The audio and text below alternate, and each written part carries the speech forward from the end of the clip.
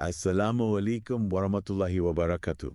Welcome to, well, this is going to be a deep dive on a topic that, honestly, I think needs some serious unpacking. Yeah. The status of women in Islam. Mm-hmm.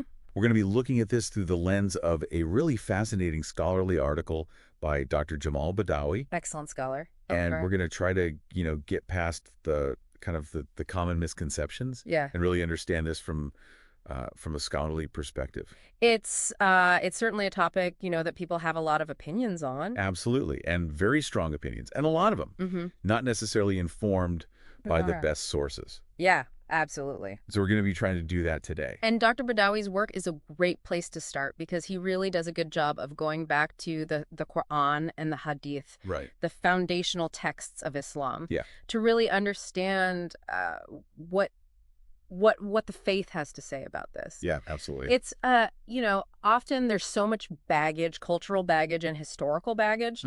And so to really get back to the sources, I think is a great way to approach this topic. Yeah, and one of the things that I found really fascinating reading this article is that he starts by kind of setting the stage historically. He talks about what was the status of women in pre-Islamic times.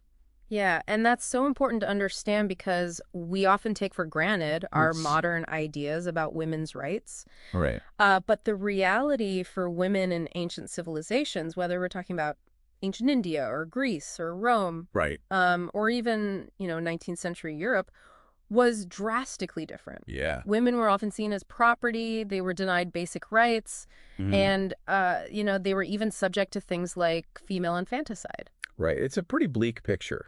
Yeah, it really is. If you look at it from a modern perspective, it's shocking to think. Yeah, and I think that's one of the things that Dr. Badawi is trying to do is use that historical backdrop to highlight how revolutionary Islam's teachings really were. Right. It's by seeing how bad things were that you can really appreciate how how much of a change Islam brought about. Yeah, it's like a before and after picture. Exactly. And you see, wow, things really did shift dramatically. Yeah. For instance, women in Islam had property rights centuries before women in the West achieved them. Right.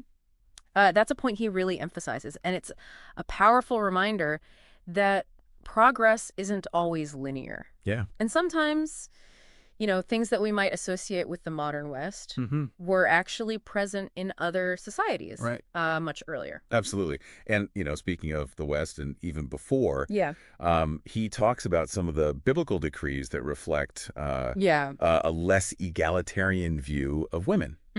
So he's setting this up as like, okay, this is kind of the historical context in which Islam emerges.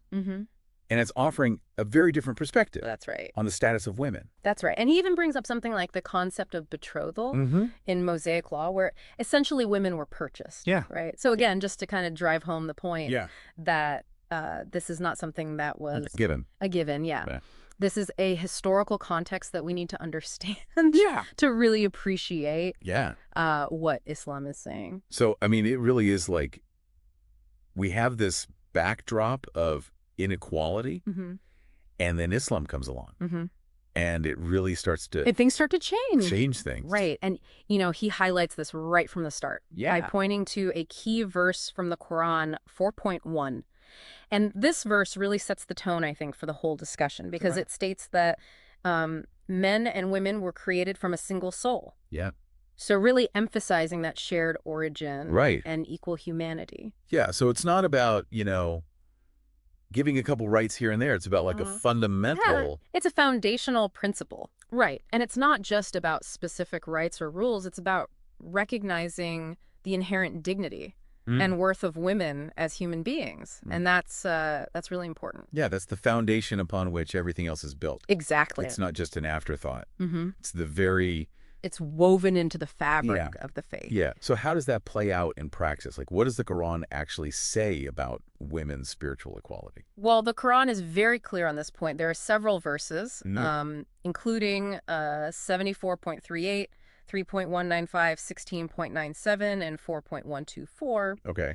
All of which emphasize that women are equal to men in the eyes of God, regarding both their rights and their responsibilities. So there's no separate, destiny for men and women in Islam. Right. They're both equally accountable. Yes, exactly. You've got it.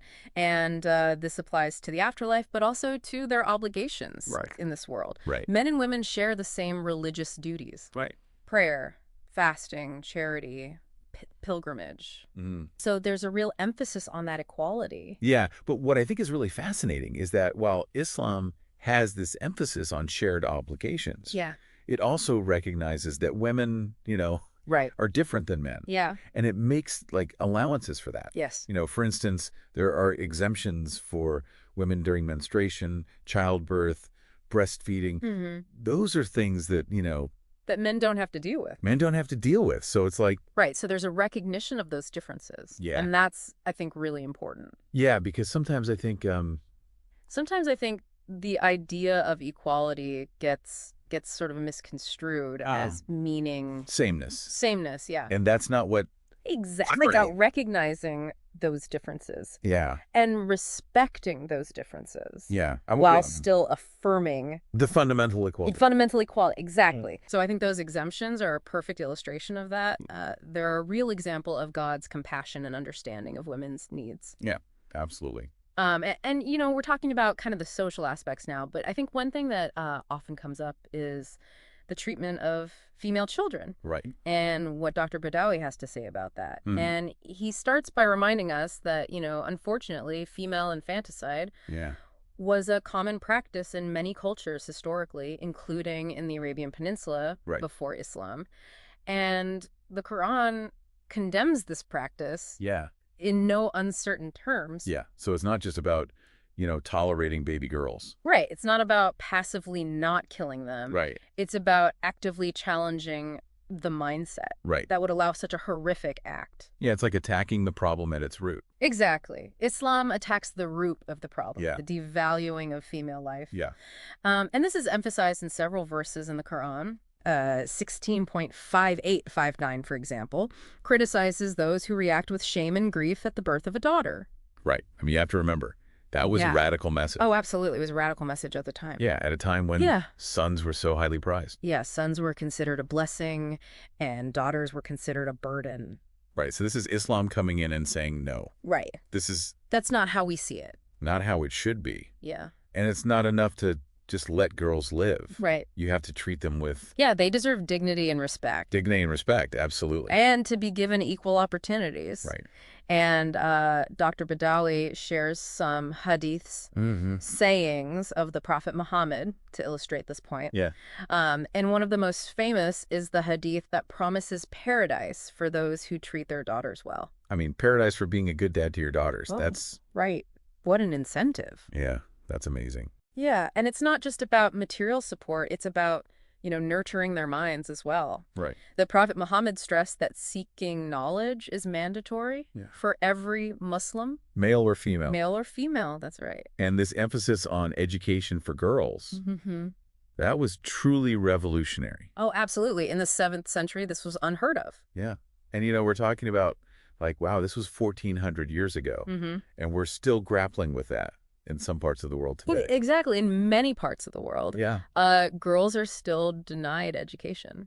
So Islam was way ahead of its time. Yeah, exactly. And it speaks to the timeless relevance of Islam's message that these are principles that are still relevant and important today. Absolutely. So we've talked about, education, treatment of daughters. Now let's move on to kind of another hot button issue, marriage. Yeah, marriage. What does Dr. Badawi have to say about marriage in Islam? Well, he emphasizes that in Islam, marriage is viewed as a partnership, a bond built on love, mercy, and mutual respect. So it's not about it's not a transaction. A transaction, a business deal. Oh. It's about a genuine connection between two people. Yeah. So, I mean, how does he elaborate on that idea of partnership? Well, to illustrate his point, he actually quotes a verse from the Qur'an, 30.21, a beautiful verse, which says, "And of his signs is that he created for you from yourselves mates that you may find tranquility in them, and he placed between you affection and mercy." Right. So it's about finding... It's about love. It's about compassion. It's about, finding peace and tranquility in your partner. Right. And that's not exactly the impression that people get when they hear about, arranged marriages or forced marriages, which are often associated with some cultures. Yeah. And that's where Dr. Badawi makes an important clarification. He's very clear that forced marriages are absolutely forbidden in Islam. Right. He even shares a story about the Prophet Muhammad giving a woman the right to choose her own husband. Right. So the idea that women are just, pawns in some kind of family game. Right. It's completely at odds with the teachings of Islam. Absolutely. Women have agency. Yeah. They have the right to choose their life partner. Right. And that's a really important point to emphasize. Yeah. And I think it also connects back to that idea of fundamental equality. Exactly. That we were talking about. It's about respecting women's free will and agency. Right. So it's not just about, what happens in the afterlife. It's about how they're treated. It's about their lives here and now. Here and now in this world. Absolutely. Now, speaking of marriage, one thing that often comes up is the mar. Yeah. The marriage gift. Right. Some people see that as like a bride price, Yeah. Which sounds a bit transactional. Right. I understand that. But Dr. Badawi explains that the mar is not a price for the woman. Right. It's a symbol of commitment and a way to provide financial security for the wife. Right. So it's hers to keep. It's hers to keep. She has control over that. Absolutely. She has full ownership of this gift. Right. So it's more about acknowledging her value. Yes. And ensuring her well-being. Yeah. And it actually empowers her financially. Right. Which is interesting because I know, that there's this idea of the man being the head of the household in Islam. Right. Which I think some people find problematic. So how does Dr. Badawi address that? He addresses it head on. He cites Qur'an 2.228, which states that men are a degree above women. Right. But he's quick to explain that this does not imply any kind of superiority for men before the law. Or that they're better than women. Exactly. So what does that degree above actually mean? Yeah. So it refers to the concept of qiwama, Q-U-I-W-A-M-A, which encompasses financial responsibility and protection. Okay. It acknowledges that generally men are physically stronger. Right. And it assigns them the primary responsibility of providing for and protecting their families. So it's not about, ruling over women. Right.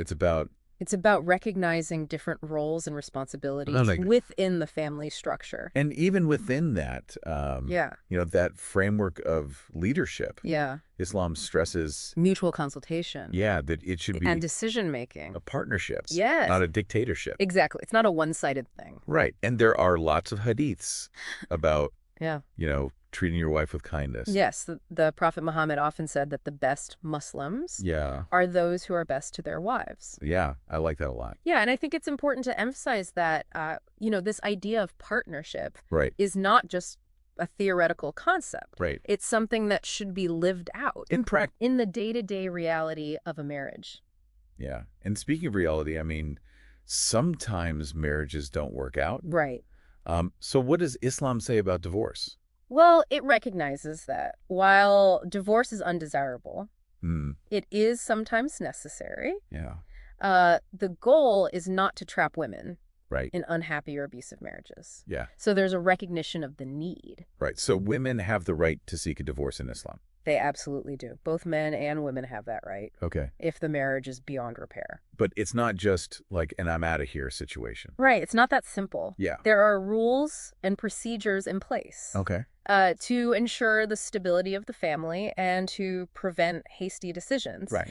There are specific steps, waiting periods involved in the divorce process. So it's a process. Yeah, it's a process. Designed to... Yeah, it's designed to protect against, impulsive actions driven by temporary emotional stress. So it's like a cooling off period. Exactly. Built into the system. Yeah. The goal is to allow for reconciliation if possible, but also to protect the rights and the dignity of both parties if the marriage ultimately does end. Yeah, and even in cases of divorce, I mean, Islam stresses kindness and fairness. Yes, absolutely. Even after the marriage is over. Yeah. Dr. Badawi highlights a verse from the Qur'an, 2.231, that instructs men to treat their ex-wives with kindness. I mean, that's amazing. Yeah, it's a reminder that respect and compassion should extend beyond the duration of the marriage. Yeah, that's really I think, counter to what a lot of people assume. Assume about Islam. About Islam. That's right. Okay, so we've talked about marriage as a partnership, divorce. What about motherhood? What does he have to say about the status of mothers in Islam?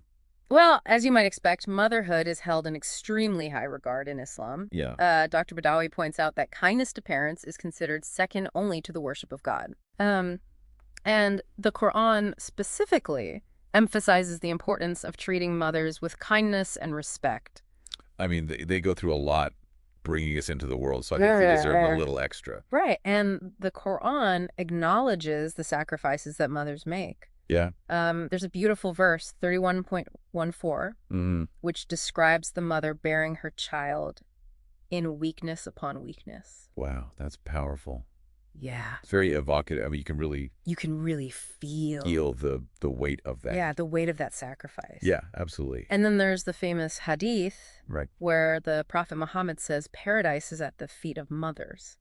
I mean, you can't get that pretty much sums it up. Clearer than that. So clearly, mothers are very highly esteemed. Very important, revered in Islam. Yeah. But it's not just about saying nice things. It's also about providing support. Right. So what does Islam say about women's economic rights and independence? Well, this is where things get really interesting because Dr. Badawi highlights another area where Islam was remarkably progressive for its time. Okay.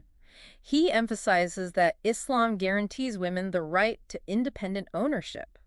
Wait, so women could own property? Absolutely. Like have their names on the deed? Yes. Their own property in their own name. That's mind-blowing, considering, the historical context. Yeah, I mean, this is something that women in many parts of the world didn't have for centuries. Yeah. And it's not contingent on her marital status. So whether she's single, married... Doesn't matter. A Muslim woman has full control over her assets. Right. She can buy, sell, mortgage, lease, whatever she wants. Without permission from her husband or father. That's right. No need to ask permission. That is incredible. Yeah, it really underscores how Islam views women's autonomy and their capacity for financial independence. Yeah, absolutely. So now, thinking about working outside the home, I know that Islam doesn't forbid women from working. Right. But it does prioritize. It prioritizes their role as mothers and wives, right, which I think is really important to recognize. So being a stay-at-home mom is seen as a valuable... Absolutely. Yeah. Islam recognizes the vital role that mothers play in raising and nurturing the next generation. Yeah, but if a woman needs to work or wants to work, there's nothing preventing her from doing that. There's nothing in Islam that prevents her from pursuing a career. Yeah, and what about certain professions that might be considered more suitable for women? Well, Dr. Badawi mentions professions like nursing, teaching, medicine as being particularly well-suited for women, given those nurturing and caring qualities often associated with women. Right. But he's quick to add that a woman's talents and skills should be utilized in any field where she excels. Right, so it's not about limiting them to certain jobs. Yeah. It's not about saying these are the acceptable jobs for women. It's about saying, look, women have talents and skills, and they can contribute to any field. Absolutely. And here's something that might surprise you. He points out that early Islamic scholars even considered women eligible to be judges. Judges. Wow, that's really surprising. Yeah, especially considering that even today, women are still underrepresented in the judiciary in many parts of the world. Right. So that was really kind of an eye-opening fact for me. Yeah. And it speaks to how ahead of its time Islam was in recognizing women's capabilities and granting them roles in positions of authority. It really is amazing when you consider the historical context. Yeah. So, okay, we've talked about work. We've talked about property ownership. Now let's move on to another area that's often a source of controversy. Yes. Inheritance. Inheritance. What insights does Dr. Badawi offer on this topic? Well, he tackles it head on, and he starts by acknowledging that Islam grants women inheritance rights. Which is a big deal. Which in and of itself is significant. Yeah, because in some societies, women were the inheritance. Exactly. They were treated as property. They were property to be inherited. Right. So this is a big shift. Yeah, and it's like Islam is coming and saying, no, women are not objects to be passed around. They have inherent rights, including the right to inherit. Yeah, but I know that Yeah. The inheritance shares for men and women are different. Right. So what's the rationale for that? Does that imply that women are worth less? Well, it's important to understand that the different shares don't imply any lesser worth for women. Okay. It really comes down to the different financial responsibilities Mm-hmm. assigned to men and women in Islamic law. Okay. Men are financially responsible for their wives, their children, and sometimes even extended family members, Good. especially female relatives. So the man is seen as the primary breadwinner. That's right. And the inheritance laws Reflects that. reflect that. Yeah. Okay, so on the flip side, women have no obligation to spend their wealth on others. That's right. They get to decide what to do with their money. Exactly. So it's a system designed to protect women financially. Yes, it's about balancing those responsibilities, Mm-hmm. not about inherent worth. Yeah. So while a woman's share is often half of a man's, Yeah. it's not a statement about her value, Right. but it's a reflection of those differences in financial obligations. Right. And that makes sense in the context of, the whole system. system. Yeah. Okay, now let's shift gears a little bit and talk about politics. Okay. Because that's another area where there's a lot of, I think, misconceptions about Islam. Mm-hmm. So does Islam recognize women's political rights? It absolutely does. So can they vote? Can they hold office? Yes, and yes. Islam recognizes women's full political rights, Okay. including the right to vote, to run for office, to participate in public affairs.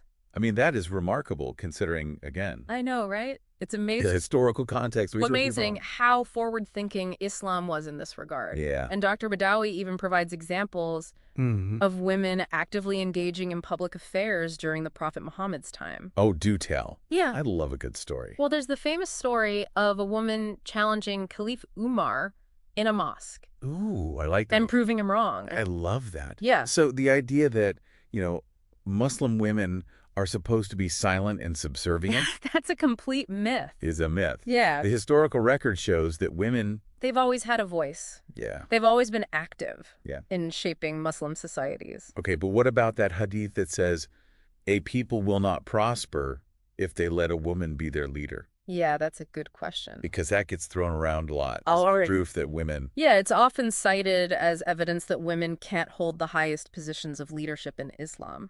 Right. And Dr. Badawi addresses this directly. Okay, so what does he say? He explains that it's not about limiting women's rights, Okay. but it's about the unique demands of leadership, particularly in the context of 7th century Arabia. Okay. The head of state in early Islam wasn't just a figurehead. Right. It was a role that involved Right. leading prayers, making decisions about war and peace, Right. constantly dealing with matters of life and death. Right. So he's not saying that women are inherently incapable of leading, Okay. but he's pointing out that those responsibilities Right. might not always align with the physical and emotional realities of womanhood, Yeah. especially during menstruation or pregnancy. Yeah, and I think that's, that's something that even today we're still grappling with. It's a complex issue, Yeah. and there's no easy answer. Right, because are there inherent differences between men and women when it comes to leadership? Right. And- And Dr. Badawi, I think, acknowledges that complexity. Even in modern times, it's still rare to see women in those very top leadership positions globally. Right. So he's kind of leaving us with some food for thought, right? Yeah. Expert speaker. So welcome back to our exploration of the status of women in Islam, and we're looking at it through the lens of Dr. Jamal Badawi's work. Yeah, I mean, we've already covered so much ground. We talked about the historical context, the spiritual and social dimensions of equality. Mm-hmm. But now it's time to tackle, I think, one of the most talked about and often misunderstood aspects of this topic. Yeah, you're talking about veiling, right? Veiling, exactly. Big V word. It's something that generates a lot of debate. Mm-hmm. There are so many different perspectives and interpretations out there. Yeah. And I think before we even get into what Dr. Badawi has to say about it, it's important to clarify what we even mean by veiling. Yeah. Because it's not a one-size-fits-all practice, is it? You're absolutely right. Veiling encompasses a wide range of practices, from covering the hair to covering the entire face and body. Right. The specific form of covering can vary, depending on cultural norms, personal interpretations, even geographical location. Right. So it's not as simple as saying all Muslim women wear veils. Right. There's a lot of nuance and diversity within the Muslim community. Exactly. And Dr. Badawi acknowledges this diversity right from the start. He emphasizes that the concept of modest dress is not unique to Islam. Right. Many cultures and religions throughout history have had guidelines regarding appropriate attire for men and women. Yeah. I mean, think about nuns' habits in Christianity, or the head coverings worn by Orthodox Jewish women. Exactly. Modesty is a universal value. It just manifests in different ways. Right. Yeah. And so he argues that Islam's teachings on dress should be understood within this broader context. Yes. So it's not saying that, Islam invented modesty. Right. But it has its own specific guidelines. Right. Yeah, it's got its own, grounded in... Yeah, framework grounded in the Qur'an and the Hadith. Right. So what do those sources actually say about veiling? Because this is where things can get... This is where it gets tricky. A bit confusing. Yeah, absolutely. Right. Because there are different interpretations and opinions within Islam on this issue. Yeah. So what does Dr. Badawi, how does he navigate that? Well, as always, he goes back to the sources. Okay. He carefully analyzes the relevant verses in the Qur'an and the Hadith to try to provide some clarity. So what does he say? Well, he starts by pointing to verses that address the issue of modesty in a general sense. Okay. For instance, verse 24.31 instructs women to draw their cloaks over their bosoms. Okay. And to guard their modesty. So that seems pretty straightforward. Yeah, it's about covering the chest area. Right, but what about the head and face? Well, that's where things get a little more complicated. There's another verse, 33.59, that instructs women to let down over themselves some of their outer garments.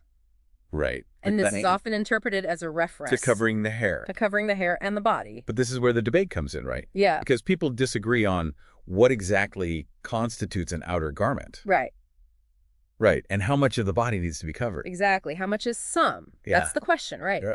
And Dr. Badawi acknowledges these different interpretations. Right. He explains that there's a spectrum of views within Islam on this issue. So some Muslims believe that covering the hair is mandatory, Mm-hmm. while others believe it's a matter of personal choice. Exactly. Right. And there are variations in how the face and body are covered. Right. Some women choose to cover their entire faces, Right. while others only cover their hair. Right. And still, others believe that covering the face is not required at all. Yeah, it really runs the gamut. It's a complex issue with a range of perspectives. So how does Dr. Badawi kind of navigate this diversity of opinion? Does he, pick a side? Well, as a scholar, he's very careful to present different views, the full range of views that exist within Islam. Okay. But he also offers his own interpretation, Okay. which is based on his understanding of the Qur'an and the Hadith. So what's his take? Well, he believes that covering the hair for women is clearly mandated in the Qur'an and the Hadith. So he's pretty clear on that point. Yeah, he sees it as a fundamental aspect of Islamic modesty. All right. And a way to distinguish Muslim women from non-Muslim women. All right. But what about covering the face? So that's where things get a little bit more nuanced. Okay. He acknowledges that there's more debate surrounding the issue of covering the face. While he personally believes it's preferable, he doesn't view it as an absolute requirement in the same way. Right. That he views covering the hair. So more of a recommendation than a more vast rule. And he emphasizes that ultimately the decision of whether or not to cover the face should be a personal one. Okay. Made by each woman based on her own understanding of Islam and her own circumstances. So it's really about respecting that woman's agency in making that decision. It's about her choice. Yeah. And I think that's a very balanced and respectful approach. Yeah, absolutely. He's acknowledging the different interpretations out there while also sharing his personal perspective. Yeah, but I think it's important to move beyond just the what of veiling and to explore the why. Yeah, the WHY, the reasoning behind it. Like, why does Islam place so much emphasis on modest dress, particularly for women? Exactly. What's the purpose? What's the goal? Yeah, I mean, what are we trying to achieve here? Right. That's the point. And Dr. Badawi offers several insights into this. Okay. He explains that one of the primary reasons behind modest dress is to protect women's dignity and honor. Okay. He argues that by covering their bodies, women are less likely to be objectified or harassed. So it's about creating a society where women are respected for their intellect, their character, their contributions, rather than being reduced to their physical appearance. It's about shifting the focus from the outward to the inward. It's about recognizing women as human beings with, souls. Yeah, with souls, with minds, with hearts, not just bodies. Right. And he also talks about the spiritual dimension of this. Yeah, absolutely. That is about... Yeah, he argues that it helps women to focus on their inner beauty and their relationship with God. So it's like clothing can be a reflection of your inner state. Absolutely. Right. It's not just about what you're wearing. Right. It's about, how you're presenting yourself to the world. Right. And what your priorities are. Right. And Dr. Badawi believes that modest dress can be a powerful tool for cultivating humility, piety, and a sense of connection with the divine. It's about shifting that focus. It's about shifting the focus from the outward appearance to the inward state of being. But I think we have to acknowledge there are a lot of people who see veiling, especially covering the face, as a form of oppression. Right. They argue that it's about controlling women's bodies, limiting their freedom. Yeah, that's a valid concern. Yeah. And Dr. Badawi doesn't shy away from addressing that. Yep. He acknowledges that veiling has been used in some cultures as a tool of oppression. Right. But he argues that this is a distortion of Islam's teachings. So he's making a distinction between cultural practices and the core principles of Islam. Exactly. He points out that forcing women to veil against their will is a violation of their rights. Right. True Islamic modesty stems from a woman's own free choice. So it's not about being forced to cover up. Exactly. It's about choosing to cover up as an expression of your faith. Yeah, as an expression of one's faith and identity. Right, but some people might say, even if a woman chooses to veil freely, it's still inherently a symbol of patriarchy and male dominance. I understand that perspective, and it's important to acknowledge that veiling can be a complex and multifaceted issue. Yeah. But Dr. Badawi pushes back against that blanket statement by emphasizing the agency and empowerment that many women find in veiling. So he's saying that for some women, it's actually a source of liberation and not oppression. That's right. He points out that for many Muslim women, veiling allows them to move through the world without feeling objectified or judged, solely based on their physical appearance. So it's about reclaiming control over their bodies and how they choose to present themselves. Exactly. It's fascinating how something that some people see as like a symbol of restriction can actually be experienced as a source of freedom. It's all about perspective, right? Yeah, and empowerment. Yeah, and it really highlights the importance of understanding the diverse experiences and perspectives of Muslim women themselves. Right. We can't impose our own assumptions or interpretations onto their choices. Right, and we can't assume that, just because one woman experiences it one way, that every woman experiences it that way. Right, exactly. So it's really important to be mindful of that diversity. Absolutely. Okay, so we've talked about the scriptural basis for veiling, the reasoning behind it, the different interpretations that exist. Yeah. But I think it's also important to talk about the practical implications. Yeah, how does this play out in real life? Yeah, in the real world, how does veiling impact women's lives? Yeah, I mean, does it create challenges for them? Does it, make things easier in certain ways? And Dr. Badawi acknowledges that veiling can present challenges in certain contexts, particularly in societies where Muslims are a minority. Right. So I'm thinking about things like discrimination in the workplace. Absolutely. Or, difficulty accessing certain services. I mean, those are real practical concerns. They're real issues that Muslim women face. And Dr. Badawi doesn't shy away from that. No. He encourages Muslims to advocate for their rights. Okay. To work toward creating more inclusive and understanding societies. Right. So it's not about just accepting disagreement. It's not about being passive. It's about actively working to change things. Make things better. Exactly. But at the same time, he also emphasizes that Muslim women shouldn't have to compromise their beliefs. To fit in. It's about finding that balance between respecting individual choices and promoting societal inclusion. So it's a two-way street. It is. True integration involves respecting and accommodating religious differences rather than demanding assimilation. Right. It's about creating a society where everyone feels valued and respected. Exactly. Regardless of their beliefs or their practices. Absolutely. Well, I think Dr. Badawi has certainly given us a lot to think about when it comes to veiling. He has. It's clearly a complex issue. A complex and multifaceted issue with no easy answers. Yeah. But I think, his analysis helps us to move beyond those simplistic stereotypes. Yeah. And to really appreciate the nuances of this important topic. That's what we're all about here. Exactly. Nuance. All right, so in the next part of our discussion, we're going to move beyond the theoretical. Okay. And we're going to explore the lived experiences of Muslim women throughout history. I'm looking forward to that. All right, so welcome back to our deep dive on the status of women in Islam. Yeah, we've been unpacking so much from Dr. Jamal Badawi's article. I know. It's been a really fascinating journey so far. We've looked at, the historical context. We've talked about the spiritual and social dimensions of equality. We even tackled veiling. Oh, yeah. The V word. We went there, but, We did. I feel like we've just scratched the surface. Oh, absolutely. There's always more to learn, right? Always. But in this final part, I kind of want to shift our focus from the theoretical to the practical. Okay, I like it. Let's actually look at how these teachings have played out in the lives of Muslim women throughout history. Yes. Because it's one thing to talk about, what the Qur'an and the Hadith say about women. Yeah.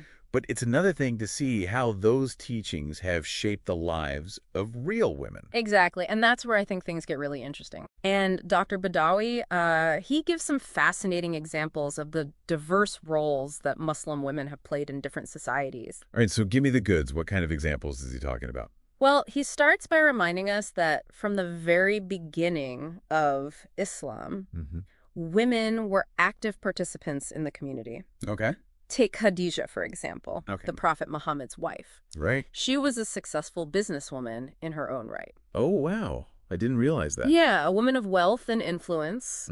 And she played a pivotal role in supporting the Prophet's mission. So she wasn't just, a housewife. No, not at all. She was a force to be reckoned with. A force in the community. Yeah, absolutely. And it's really, that's a powerful example of the respect and agency that women held. Oh, right, from the very beginning. From the very beginning, yeah. It challenges the stereotype, right? Yeah. Of the passive, subservient Muslim woman. Absolutely. And her story is just the tip of the iceberg. Okay, so tell me more. Who else should we know about? Oh, there are so many. But how about Fatima al-Fihri? Okay. In the 9th century, she founded the University of Al-Qarawiyyin in Fez, Morocco. Wait, a woman founded a university in the 9th century? Yes. One of the oldest universities in the world. That's incredible. I had no idea. Amazing, right? And it just speaks volumes. Yeah. About the role of women in promoting education and scholarship. Yeah, it's like these women were breaking barriers centuries ago. Absolutely. And we're still, trying to catch up in some ways. That's right. And there's, how about Lubna of Cordoba? Okay. A 10th century scholar and intellectual. She was the head librarian at the renowned library of Madinat al-Zahra in Spain. So she was in charge of, a vast collection of knowledge. Oh, imagine the books she had access to. Yeah, and she was known for her knowledge. Oh, yeah. Grammar, literature, mathematics. She was a polymath. It really is inspiring to hear about these women. It is. It really is. And it's not just about individual achievements either. Okay. Dr. Badawi also highlights the collective ways that Muslim women have shaped their communities. Okay. Give me an example. Think about the role of women in preserving and transmitting knowledge. Right. For centuries, women have been the educators of children, right? Within the family and even beyond. Yeah, both within the family and in more formal settings. Yeah. I mean, they were essentially the keepers of knowledge, passing it down through generations. They were the educators, the mentors, the guardians of cultural heritage. Exactly. And this wasn't just limited to religious knowledge either. Okay.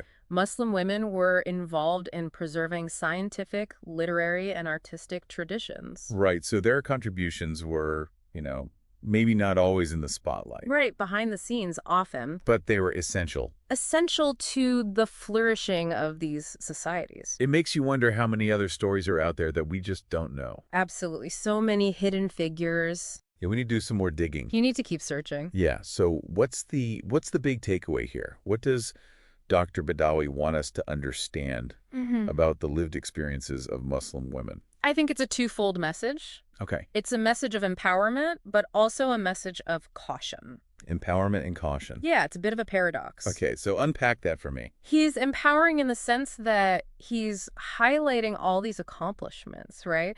Showing us that women have always been active agents within Islamic societies, contributing in really meaningful ways. Yeah. Their voices, their contributions have been essential throughout history. It really pushes back against that stereotype. Yeah, it's an antidote to the negative portrayals we often see. Yeah. But he's also cautionary. Okay. In the sense that he acknowledges that the reality for many Muslim women hasn't always aligned with those ideals. Yeah. He's not shying away from the difficult conversations, right? So he's acknowledging that there have been times and places where women's rights have been violated. Exactly.